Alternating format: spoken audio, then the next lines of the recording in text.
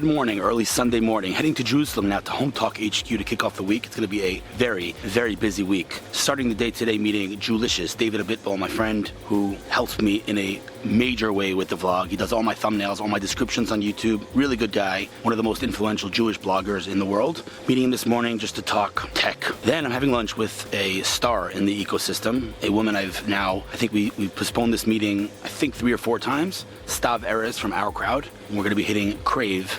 Really cool restaurant in Jerusalem. All in all, it's going to be a great day and a fantastic week. Next Saturday night, getting on a plane to Silicon Valley. Really excited about that. Let's do this.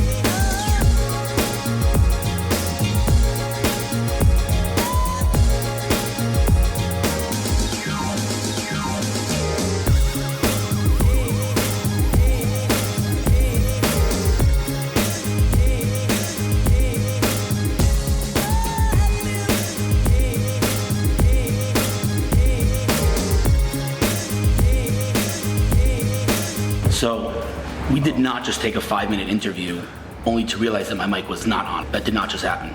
Anyway, like I was saying before, so annoying by the way. That was really funny. The new Rode mic turns on when you turn your camera on. This mic that I have, what's it called? Shure Pro? Anyway, it doesn't turn on and I have to remember to turn it on. It's a great mic though. It's an amazing mic, but it's very annoying that when I do an interview, I have to turn on the mic manually, and if I forget, I can just throw out the interview, which is what I just did. But anyway, back to what you were saying. It's Sunday morning, 8:30 in the morning. We're having a nice meeting. There are not many people that I can tolerate at 8:30 on a Sunday morning, but I like this guy, Mr. David here, Mr. David Abitbol, who, that's his name, but forget about his name. He has an identity that is quite a name in the Jewish world, for starters, but in general online. Jewlicious is the name of his blog, one of the most influential Jewish bloggers in the world.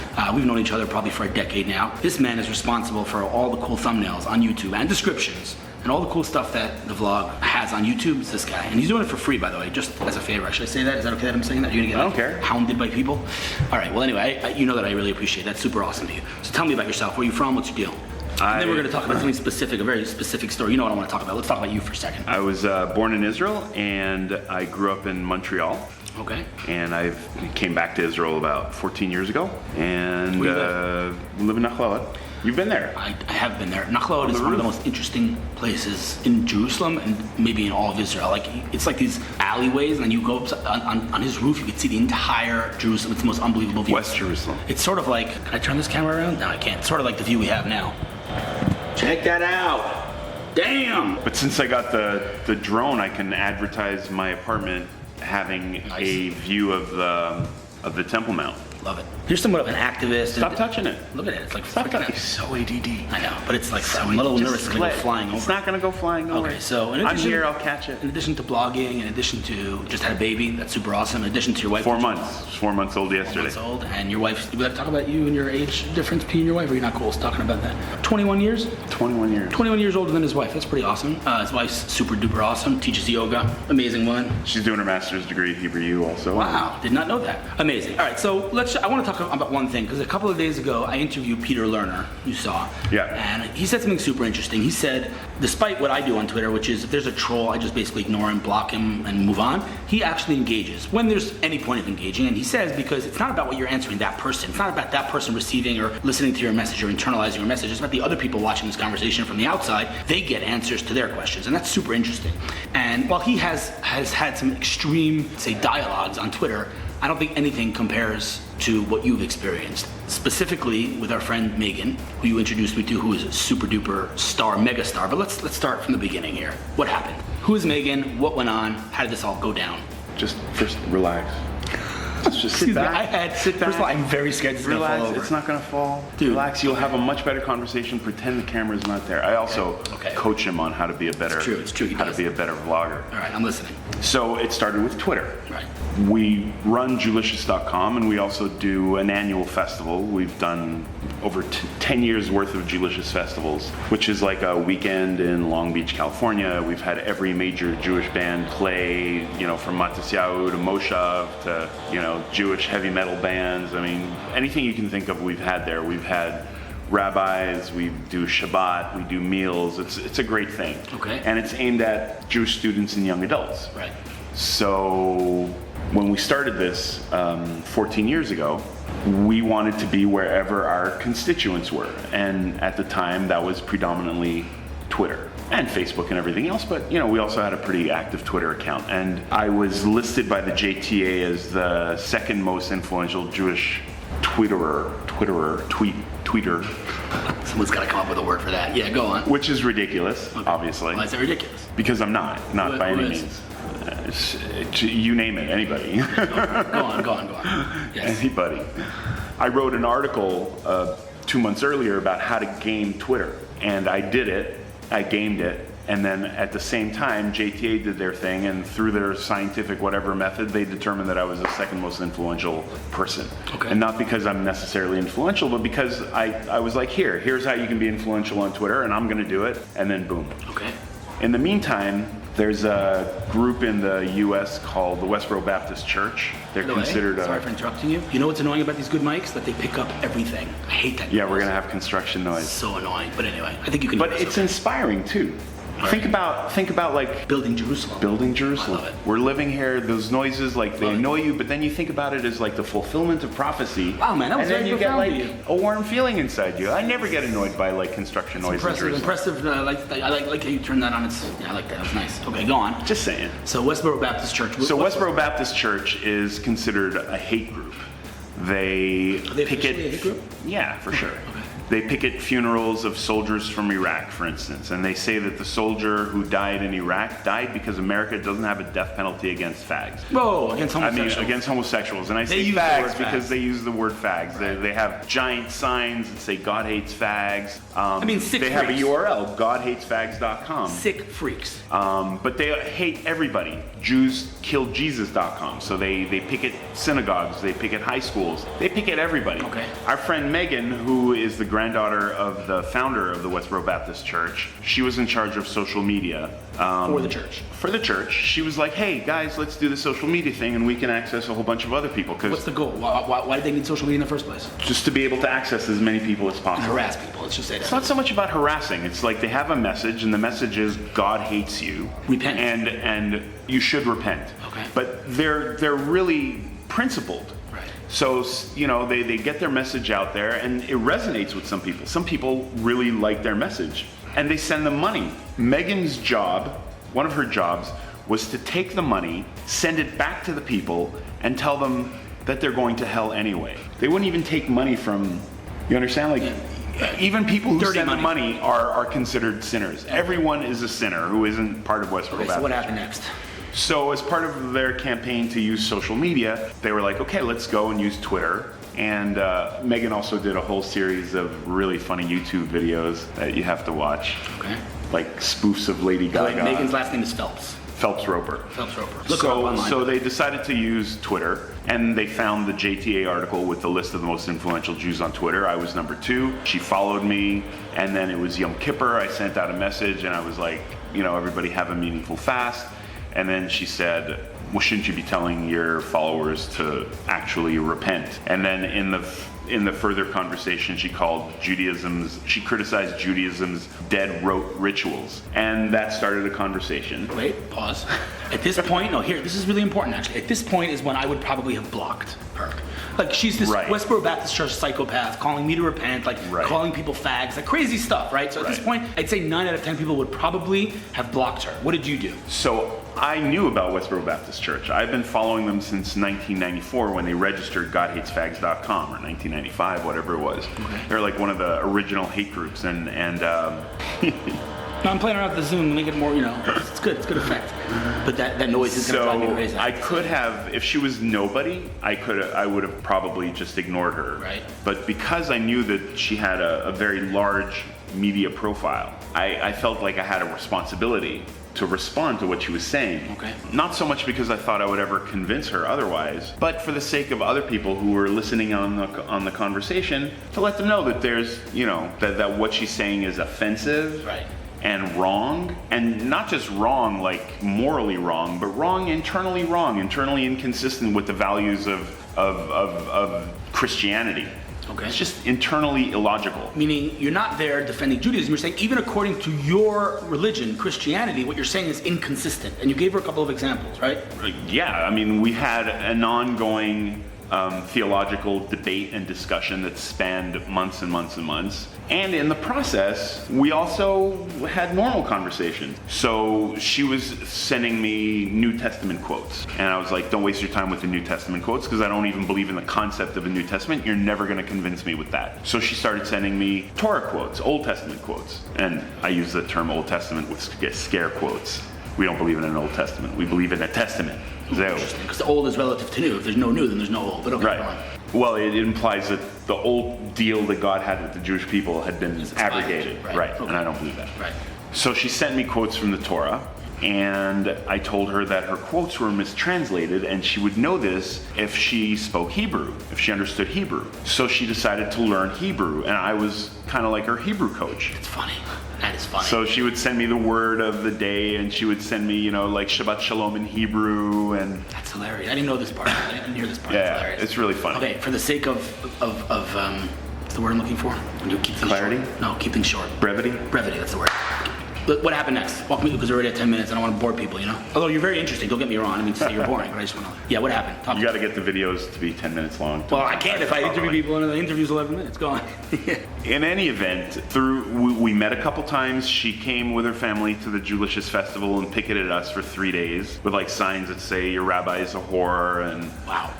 Flags of America and Israel dragging from her feet with blood stains on them and whatnot. And nice. Charming. We met at the GA, the General Assembly of Jewish Federations in New Orleans, and I brought her halva from the shuk, and she brought me a chocolate bar that she didn't realize was actually kosher. The shuk meaning the Jerusalem marketplace. The Jerusalem marketplace, yeah, the best place in Jerusalem. It's true. Other than the hotel. I'm going there for lunch today. I'm going to create for lunch today. By the way. It's hilarious. I was there last night. Okay. So we met, and it was. They're sitting there, they have these horrible signs, they're screaming all these horrible things. I'm like, hi Megan, hi Dave, oh, it's great to finally meet you, blah, blah, blah, it was really cute. You're going to hell. I'm like, yeah, I know.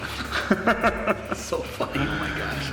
But in the course of our theological debates, something clicked. And I made a point from the New Testament, actually, to show her that your ideology, your theology is internally illogical. It clicked, and eventually she left the church. Wait, what was that thing? That was a really interesting point you made.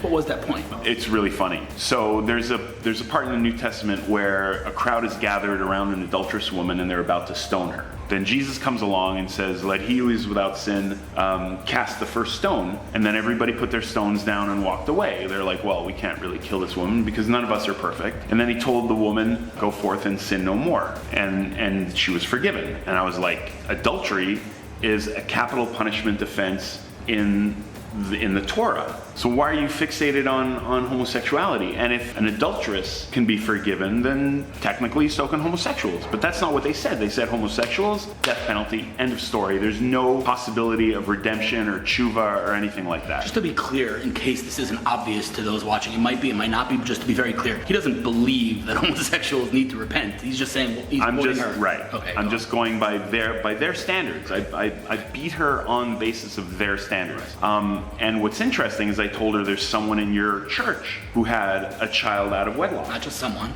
And theoretically, she should be killed. Why isn't she killed? Oh, because she repented. Well, then, homosexuals can repent too. So then why and that someone was her mom. Her mom had a child out of wedlock in college. He hit it right here, like Boom. I didn't want to be mean, you know. That's why I never said, "Oh, your mom," you know, whatever. Okay, so what happened next? So then 2 years later, she stopped talking to me after that, and it took her 2 years from the time that straw broke the camel's back, and she left the church, and she called me up, and she was in the middle of South Dakota with her sister, who she'd also convinced to leave the church, Grace, who's a hoot and a holler. You'd love her. Looking forward to meeting her. Yeah, she's awesome. She's in Burma working with refugees. She left the church. Then she's in South Dakota in the middle of winter, and we're about to have our festival, so I invited her and her sister to come to the festival, and instead of picketing us, they spoke at the festival, they talked about their experience. We went to the Museum of Tolerance in LA, and we were discussing and it's funny, they had a display about them. So they walked into the museum, and they're like, "Oh, look, there's Grams. Their grandma was there." All right, so fast forward a couple of years. She left the church. Wait. I'm going to segue into a couple of years. All right. And I sat there, and she's like, "Well, we're trying to figure out what we're going to do next." And I was like, "You have a responsibility. We have this concept in Judaism, tshuva, tikkun olam, whatever you want to call it. You've done wrong to people. You need to fix it. You broke the world. You need to fix the world." And that's kind of what's inspired her since. So she did a TED Talk that generated almost 5 million views. She's writing a book. There's going to be a movie. Nick Hornsby writing the script. Reese Witherspoon.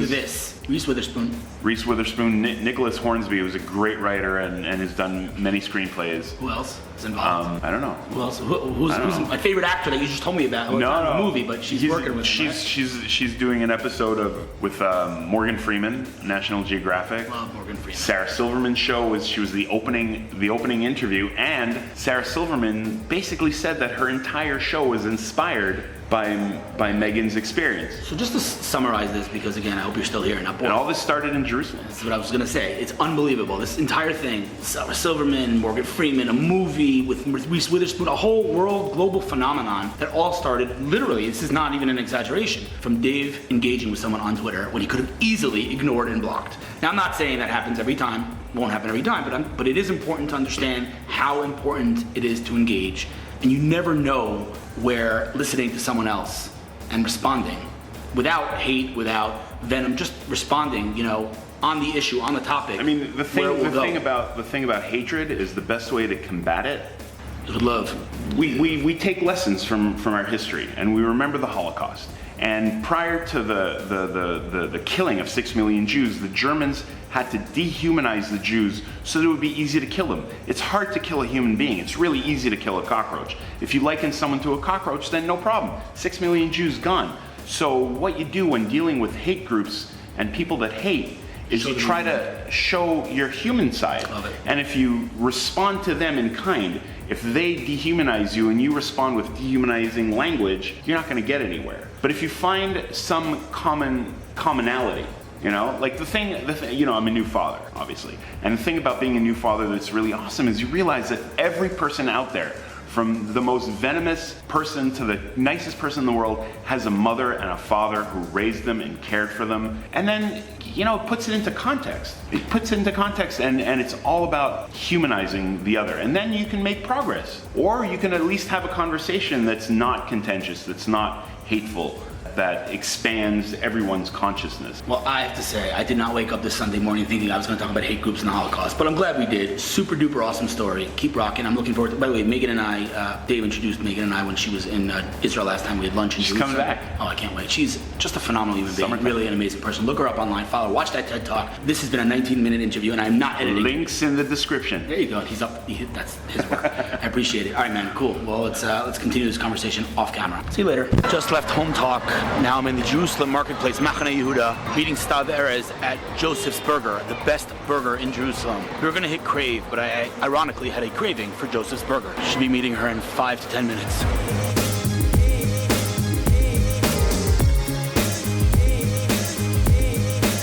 Lunch has arrived.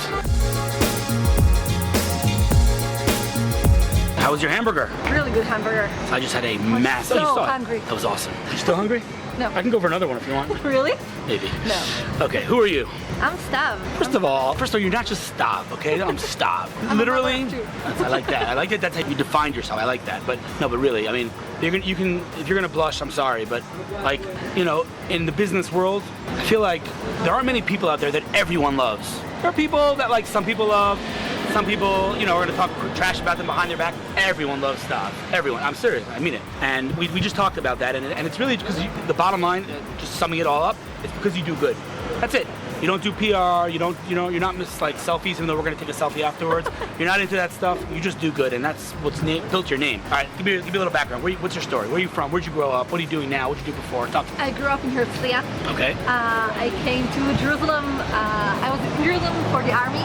Okay. And then What did you do in the army? Intelligence force. Why am I not surprised? Okay, yeah. And then I moved on to study at the Hebrew University. I studied philosophy, economics, and political science. Wow, I studied political science too. Philosophy? Yeah. Wow. Why? Because I actually came to this specific program and I thought, okay, so economics is going to be great, political science is going to be great, philosophy, okay, I'm going to just like sail through it.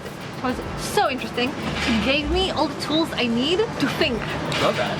Did it help you in your career? I think that's the thing that's helped you most? Yeah. Wow. Super interesting. Okay. I think that this is a really big part of who I am because it helps you take like a fact and really question it and doubt it. And then you can start thinking like, okay, so maybe I can go from this way, and you're super. Because you're a very analytical person. I am. That's. I think if I would sum you up in one word, you're analytical. You think. I started with mathematics. Really? Yeah. Because you're like a brainy. I didn't even realize that about you. Okay. And then I decided that I want to have some relationship with people. So. Interesting. Okay. So you grew up in Herzliya? Yeah. How did you end up in this city? So I came to Jerusalem because to study in the Hebrew University. Okay. And then I decided that I want to help young people like me stay in the city. Okay. And the biggest problem is job opportunities. So I started thinking, and my friends from back home in Herzliya, they're amazing. And I think that during this time, we had like 2 exits from the classroom, classmates that I had growing up in Herzliya. Like, okay, why don't we have anything like this here? Yeah, if you have an idea, you pack your bags and you move to Tel Aviv. Like, you don't stay. Right. So you said I'm going to change that. Help. Yeah. But I mean, you did. You're basically the face of Jerusalem Tech. So I just knocked on people's doors and told them that I remember the line. I'm like, I want to develop Jerusalem economy through elevating the young, educated, creative population of the city. Wow. Actually, this sentence was created by Inbal. She was my partner, and she's the best choice that I've ever made. She's amazing. You can never do anything alone. So okay, so she was my partner. How did it all start here in Jerusalem? What did you do first? So we just knocked on people's door and told them that this is what we want to do. And people in Jerusalem are very enabling. So everybody was like, okay, that's great. I love it. Like, how can I help? And they just like held our hand and we started like step by step. They told us like what to do step by step. So give me some things that you were involved in. You were involved in Siftech. Yeah. So we founded Siftech. Founded Siftech. Okay. That's the accelerator in Jerusalem. Yeah. Okay. Go on. And then I moved to found JNext, which is the program to develop Jerusalem economy through high tech. It's a joint venture of the Jerusalem municipality, the Jerusalem Development Authority, and the Israeli government. Wow. From there, I moved to the business development at OurCrowd. My role was there to try and understand what is the added value that OurCrowd can bring its portfolio companies. We've talked about OurCrowd before. It's the world's largest equity crowdfunding platform, and dude, we're interviewing someone here. And the name of the game is value, right? You know, in the venture capital world, writing a check is a commodity. The question is how you can help these companies after you write the check. So that's what Stav developed at OurCrowd. Kind of, I would say, curate the OurCrowd network. Exactly. And let entrepreneurs tap into that curated network. How's that? That's amazing. I'm hired. Okay. All right. So after OurCrowd, now what are you up to now? And now I'm one of the partners at OurCrowd's incubator. It's actually belongs to OurCrowd, Reliance, and Motorola. Okay. And we basically invest in very, very early stage companies. Israeli roads are something unique. You just have to experience once in your life. Okay. So you said it's OurCrowd, Motorola, and Reliance. Reliance are the LPs, the limited partners in this incubator. And we're investing very early stage. Like very early. Very early, even pre-that. Like where no one else will go near it with a 10-foot pole. Exactly. Let me just we simplify want the risky this. stuff. Okay. Like if you're too risky for a VC, we want to be there. Like if you have deep technology or a crazy idea, but you still need to go to a proof of concept. Okay. We're there. So let me just dumb this down for 1 second. VCs, the name of the game is balancing risk on the one hand. On the one hand, you don't want to invest in something that's too risky, but on the other hand, the riskier you get, the bigger your reward, because if nobody else will go near that company because it's too risky, you can take a bigger chunk of the pie, and then when it does exit one day, you could, get a bigger return.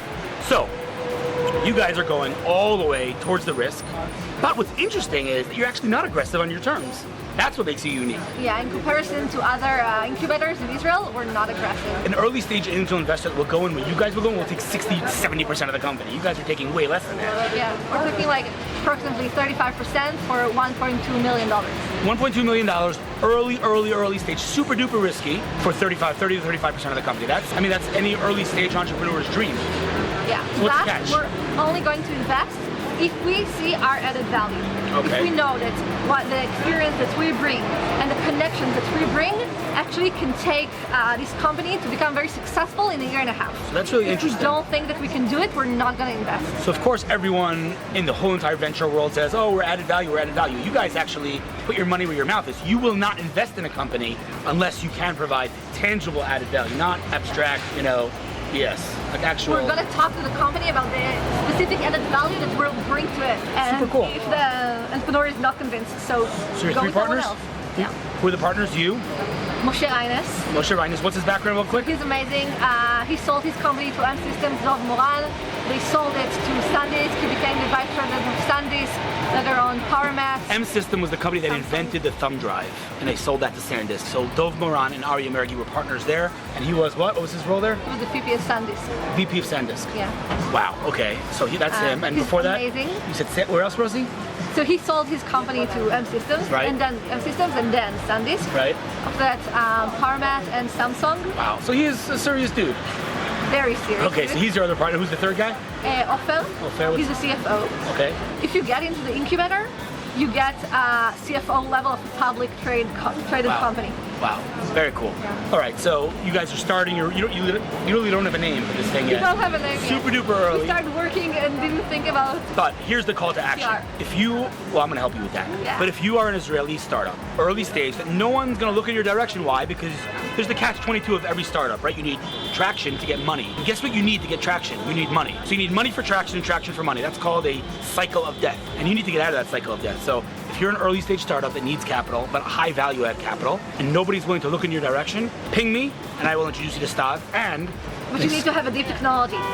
that's the catch. You need to have Risky. deep technology. Risky, Risky deep stuff. technology. No social media crap. No, I'm just kidding. Nothing wrong with social media. I'm just kidding. No, but I will say an exclusive offer to my vlog viewers. Not really exclusive, but Stav said if I send her somebody, she'll trust me and she will meet with them. Is that true? I will. I will not send you garbage, I promise. But if you think that trust you. this description fits you, ping me and I will introduce you to Stav. $1.2 million, 35% of your company, 35%. That's a pretty amazing offer. Good luck. so. Thank Own it, you. and I'm looking forward to hearing some humongo exit. Not exit. Who wants an exit? IPO. I'm looking forward to your first IPO. We want a big company. We all want big companies. Very cool. Well, good luck on that. I'm sure everything you do, you excel. So I'm sure you're going to excel at this too. And my offer stands on camera. Let me know how I can help in any way whatsoever.